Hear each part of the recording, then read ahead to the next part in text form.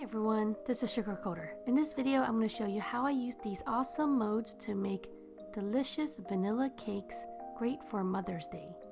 This mode set comes with 4 different mode shapes, and I'm going to show you how I used the green one and the yellow one. The brown one is really good for making chocolates, and I will be using it in a future video. So after I made my vanilla cupcake batter, I added a little bit of food coloring into each portion.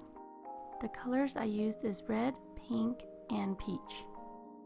Then I placed the batter into piping bags and piped it into the modes, like this. I filled each shape about 80%. Then, once the mode is completely filled, I moved it around a little bit to even the top out. Then I baked it in the oven. And then that's pretty much it. I let the mini vanilla cakes cool a little bit before trying to pop it out of the mode. And look how easily they popped out. These vanilla cakes are moist, delicious, and adorable. It also has the detailed shapes from the mode. I put a link in the video description on where to get this mode set.